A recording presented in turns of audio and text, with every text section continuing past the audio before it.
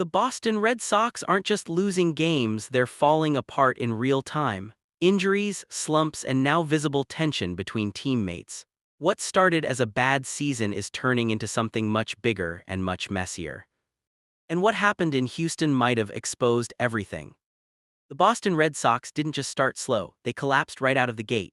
Sitting at 13-21, they're already buried in the standings with one of the weakest offenses in baseball and a rotation torn apart by injuries.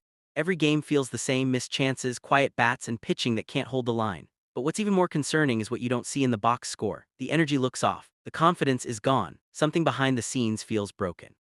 And just when it seemed like things couldn't get worse, they did. Everything shifted when the Boston Red Sox moved on from Alex Cora. It wasn't just a coaching change, it felt like a complete reset of the clubhouse identity. Players who once had structure suddenly looked disconnected, almost unsure of their roles. The dugout energy turned flat and communication seemed off during key moments. Some reports even suggest frustration has been building quietly behind the scenes, though nothing was confirmed publicly at first. But that silence didn't last long, because once the Astros series began, everything that was hidden started showing in plain sight. Game 1 against the Houston Astros felt like a reset. The Boston Red Sox finally showed life, pulling out a clean 3-1 win. Jarren Duran delivered the big moment with a clutch 3-run homer, while the pitching staff held strong, highlighted by a poised outing from prospect Jake Bennett. For a moment, it looked like momentum might be shifting. But look closer and the cracks were still there. The offense remained quiet outside of one swing. And less than 24 hours later, that illusion completely shattered.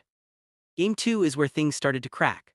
Early on, a deep drive from Jose Altuve sparked chaos. Ceddanne Rafaela made an incredible bare-handed play off the wall and fired a perfect throw to second, but Trevor Story wasn't even in position. No hustle, no tag, just a wasted effort. Rafaela's reaction said everything: arms raised, pure frustration. Moments later, the inning unraveled and the Boston Red Sox gave up multiple runs. It wasn't just a mistake, it looked like a team completely out of sync. The tension finally spilled into the open after reports from Sean McAdam revealed a deeper divide inside the Boston Red Sox clubhouse.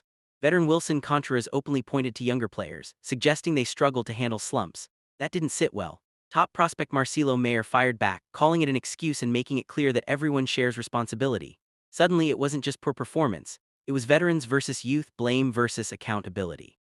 And when a team starts arguing publicly, it usually means something deeper is already broken.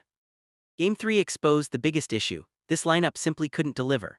The Boston Red Sox went a brutal 0 for 11 with runners in scoring position, wasting every opportunity to stay in control.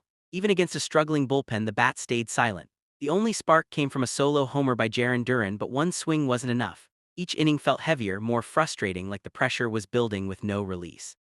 By this point, it wasn't just bad luck, it looked like a team that had completely lost its identity at the plate.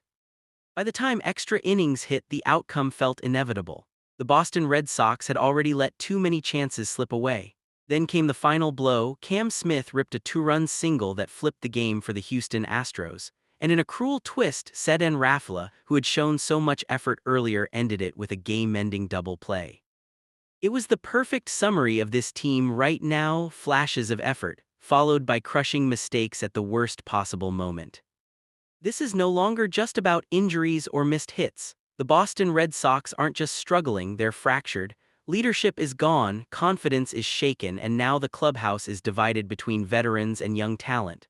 When frustration turns into public blame, it signals something deeper than a slump.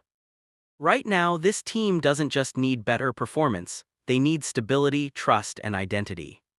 Because if this keeps going, the season won't just be lost, it could leave lasting damage far beyond 2026.